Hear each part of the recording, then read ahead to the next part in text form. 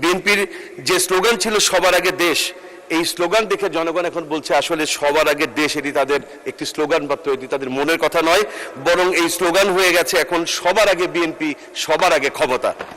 সরকার দলীয় সংসদ সদস্যগণ যেভাবে বাজেট বরাদ্দ পাচ্ছেন, যেভাবে তারা সরকারের বিভিন্ন দপ্তর থেকে বরাদ্দ পাচ্ছেন, আমরা যারা বিরোধী দলীয় সংসদ সদস্য আছে আমাদেরকে সেই বরাদ্দ থেকে বঞ্চিত করা হচ্ছে। মাননীয়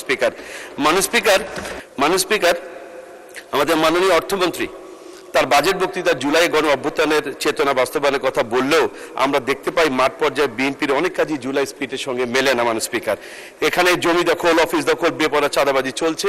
জুলাই স্পিরিটের বিরুদ্ধে বিএনপি যা করছে তার মধ্যে উল্লেখযোগ্য হলো যে ইতিমধ্যে তারা 56টি উপজেলায় জেলা পরিষদের প্রশাসকের নামে অগণতান্ত্রিকভাবে নির্বাচনে পরাজিত কিছু ব্যক্তিদেরকে তারা দায়িত্ব দিয়েছে।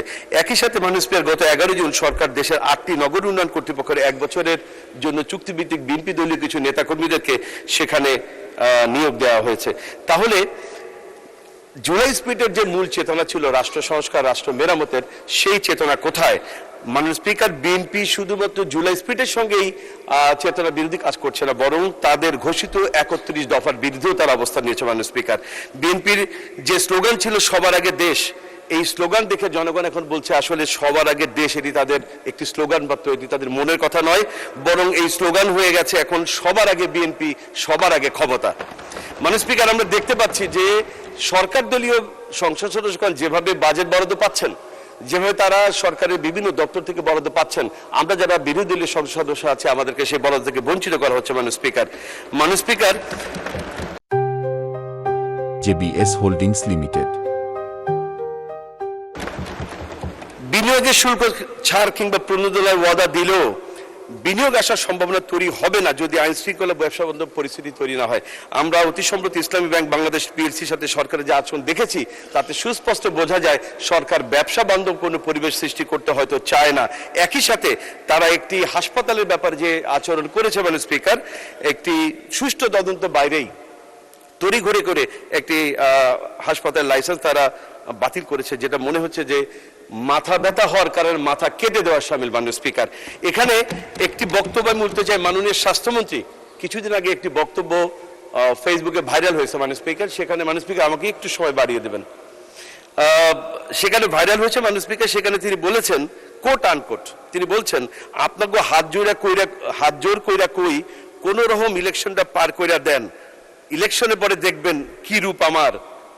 তিনি একটি শব্দ বলেছেন, তিনি বলেছেন জাউরা রূপ দেখবেন আমার। মাননীয় স্পিকার, এটা হয়তো অসংসদীয়, এই জন্য আমি এটা বললাম না। যে 1 মিনিট সময় বাড়ানো হলো। থ্যাংক ইউ মাননীয় 1 মিনিট, ধন্যবাদ।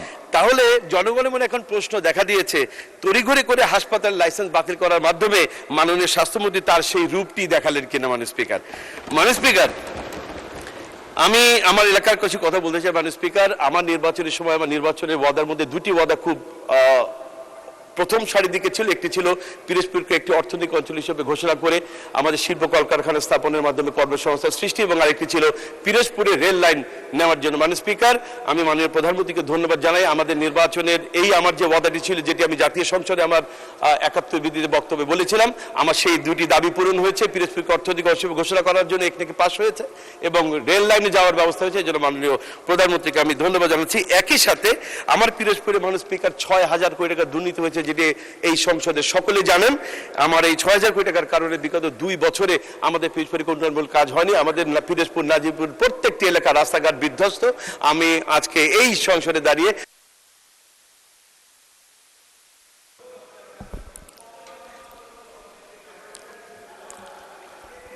ধন্যবাদ মাননীয় সদস্য।